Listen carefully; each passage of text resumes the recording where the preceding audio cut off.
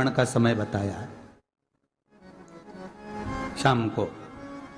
तो 7 बजे से लेकर प्रदोष के समय पर, उससे पहले लक्ष्मी और दरिद्रता फिर भ्रमण पर निकलती है।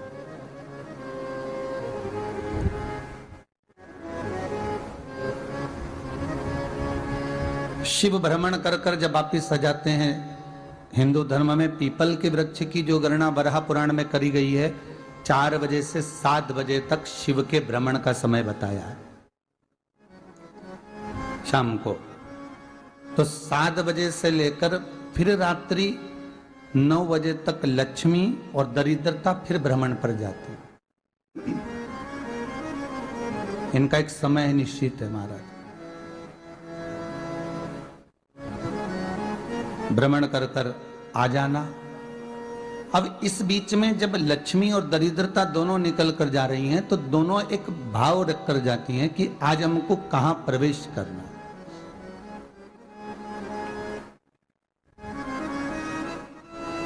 आज हमें किस जगह पर प्रवेश करना है, आज हमें कहां पहुंचना है, आज हमें किस जगह जाना है। और जिस नगर में जिस मार्ग से लक्ष्मी और दरिद्रता निकल कर जाती है, ये दोनों का जब निकलना होता है, इनको स्थान दिया गया जहां पर स्वच्छता हो, घर के दरवाजे पर रंगोली डली हुई हो, द्वार पर जल छीटा गया हो। महाराज, उस द्वार पर लक्ष्मी प्रवेश करती है तो दरिद्रता भी जाने लगती है अंदर। जब दरिद्रता अंदर जाने लगती है तो लक्ष्मी उसको रोक देती है, पहले मैं देखकर आती हूं कि तेरे लिए स्थान है कि नहीं है, तू यहां रुक।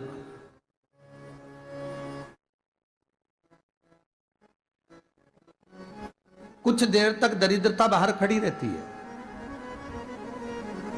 और लक्ष्मी जी की बड़ी बहन जब दरिद्रता बार बार अंदर जाने का प्रयास करती है तो लक्ष्मी जी कहती हैं, जीजी तू इतनी बड़ी होकर तुझे मालूम है, तू तेरा सम्मान होना चाहिए, आदर होना चाहिए, और तू अंदर चली जाए और कोई तेरा सम्मान ना करे तो कितना बुरा लगेगा, इसलिए तू बाहर खड़ी रहे, मैं अभी आई। अंदर जाती है और जब लक्ष्मी जी भ्रमण कर लेती हैं, अंदर प्रवेश कर कर आती हैं, और प्रवेश कर कर आती हैं तो दरिद्रता पूछती है चले अंदर।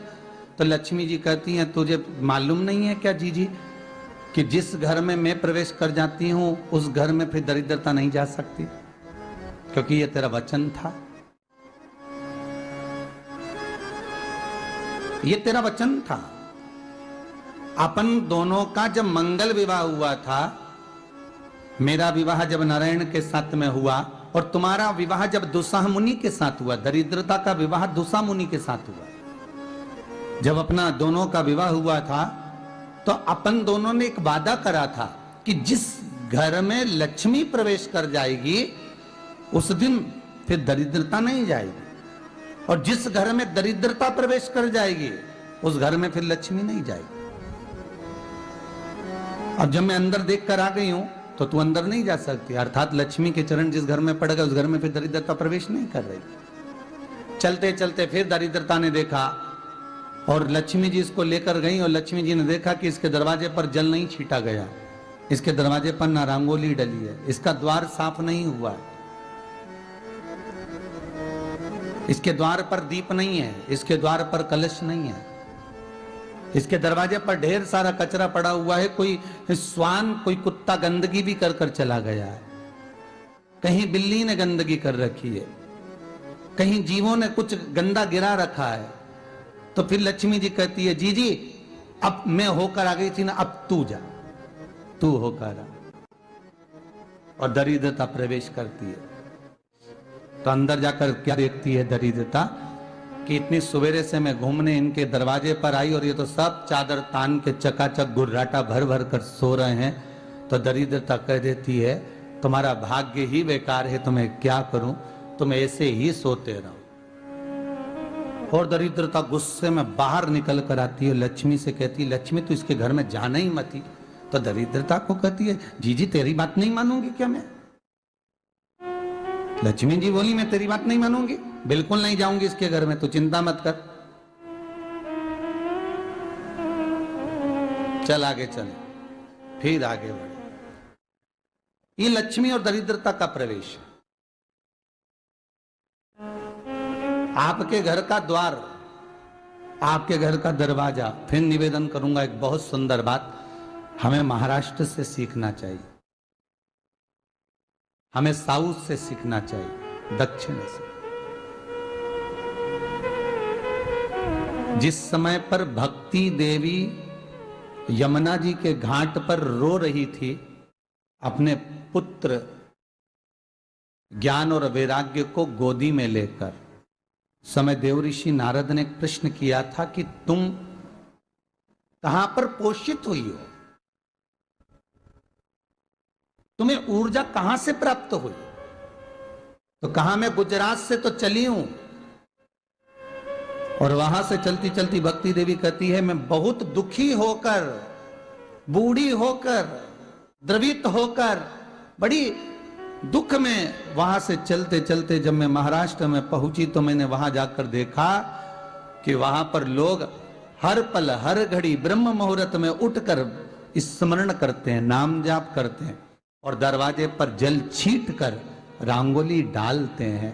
तो कह रही है कि वहां पर मैं थोड़ी अवस्थावान होने लगी, वहां मुझे अच्छा लगने लगा। फिर जब मैं और आगे पढ़ी, दक्षिण में जब पहुंची, वहां पर जाकर मैंने देखा कि सुबह से उठकर मंगलाचरण, मंगला स्तोत्र और वेदों की ध्वनि होने लगी। वहां पर मैं और आनंदित हो गई। हमें कुछ चीजें महाराष्ट्र से सीखना चाहिए कि वहां रहने वाले जो भगत हैं, वारकरी संप्रदाय के जो भक्त होते हैं, वैष्णव जो धर्म के भक्त होते हैं, उनका नियम है सवेरे के समय घर में पानी है कि नहीं है, पर जब भी वो घर का दरवाजे के बाहर थोड़ा ना थोड़ा पानी तो छींट ही देते हैं। और छींटने के बाद फिर वहां पर अपने यहाँ तो दिवाली पे रंगोली बनती है जी, और वहां पर रोज की रंगोली बन जाती है कि कभी हो सकता है परमात्मा राह भूल कर हमारे घर में प्रवेश कर जाए, इसलिए वहां प्रतिदिन की रंगोली, प्रतिदिन।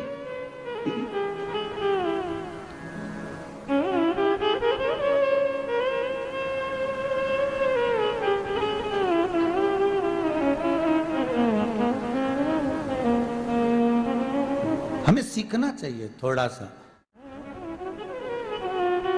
आज के जमाने में तो बहू अपने कमरे की झाड़ू लगा ले, वो ही बहुत बड़ी बात है। हो खड़ी खड़ी बहू ये देखती रहेगी कि नौकरानी सही से झाड़ू लगा रही, वहां से लगा के लाओ, इधर से हेड के ले जाओ, वहां से कचरा सोरो, वहां से पोछा लगाओ। खड़ी रहेगी, उंगली से बताती रहेगी, पर इतना नहीं बनेगा कि सेविका से, नौकरानी से, दासी से कह दे कि तू मम्मी पापा के कमरे की लगा ले, मैं मेरे कमरे की लगा लूंगी, तू जा उधर। थोड़ा दया का भाव अगर होता तो उसके मन में भी आता कि मेरी बड़ी सेठानी तो अपनी जगह पर है, पर छोटी तो सेठानी की भी बड़ी सेठानी है जो मुझ पर करुणा करती रहती है। पर बड़ी तो कहे कि बेटा रहने दे, तू उधर ले जा, जब भाभी के कमरे में देख ले जा। उसके बच्चों का बड़ा फैलारा रहता ना, तो उधर देख ले जा, तो जरा उधर, मां उधर भेज रही है।